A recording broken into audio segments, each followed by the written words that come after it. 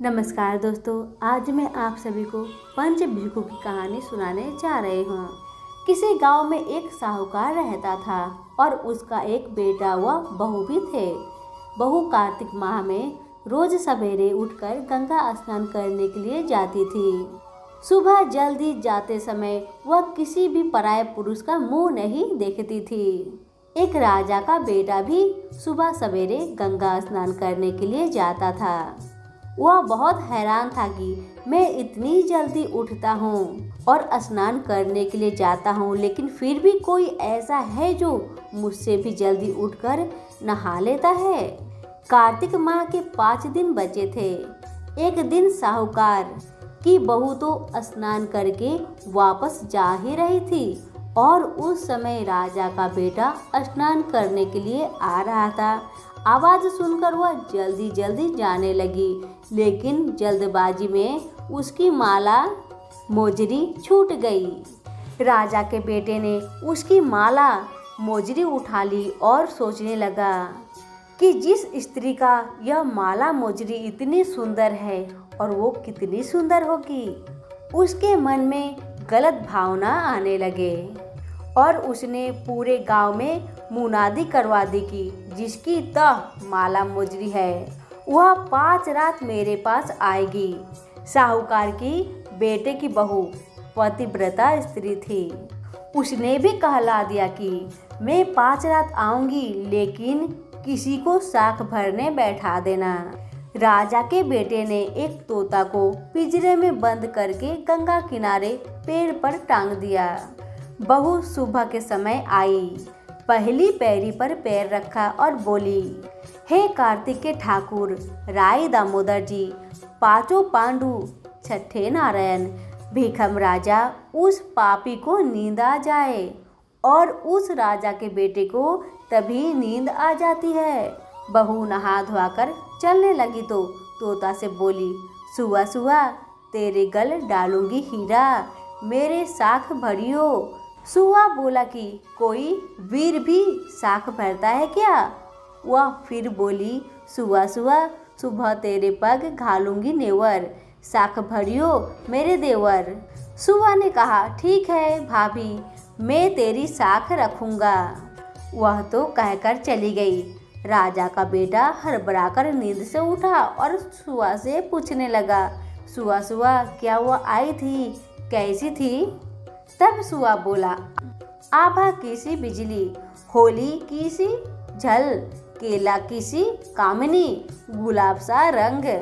अगले दिन राजा के बेटे ने सोच लिया कि आज मैं अपनी उंगली को चीर लूंगा, इससे मुझे नींद नहीं आएगी और पूरी रात में जाग कर रहूंगा। लेकिन अगले दिन राजकुमार उंगली चीरकर लेट गया। वह आई और भगवान से उसी तरह प्रार्थना करने लगी और राजकुमार को फिर नींद आ गई। वह स्नान करके फिर से वापस चली गई। सुबह राजकुमार ने तोता से फिर पूछा, तब तोता ने सारी बातें दोहरा दी। अब राजकुमार बोला कि मैं आज रात में आँखों में मिर्ची डालकर बैठूंगा। रात में वह मिर्ची डालकर बैठ गया। बहू फिर सुबह में आई और भगवान से प्रार्थना की, जिससे उस राजकुमार को नींद आ गई। राजकुमार ने तोते से बहू के आने की बात पूछी तो तोता ने फिर से सारी बात बता दी।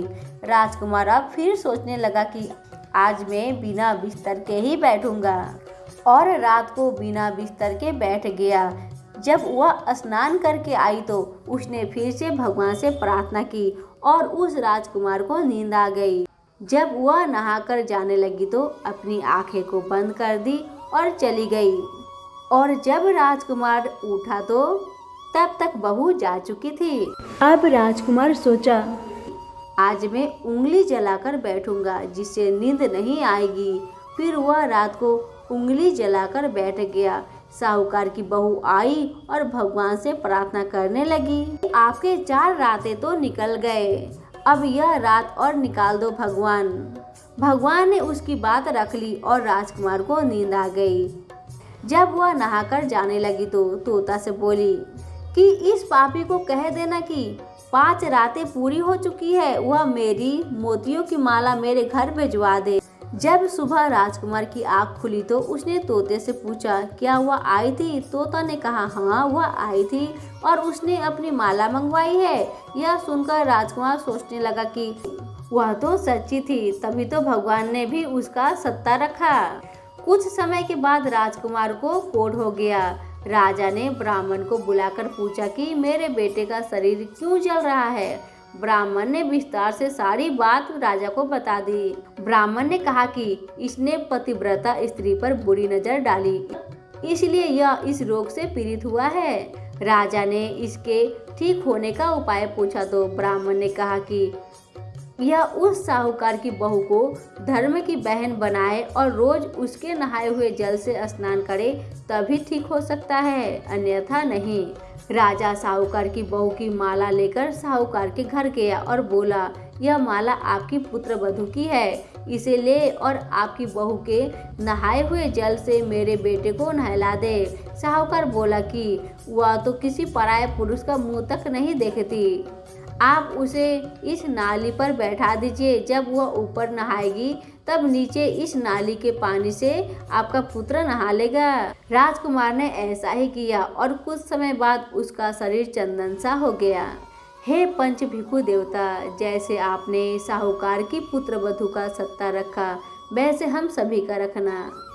हमारी पंच भिखु की कथा यहीं पे समाप्त होती है। आप सभी का बहुत बहुत धन्यवाद।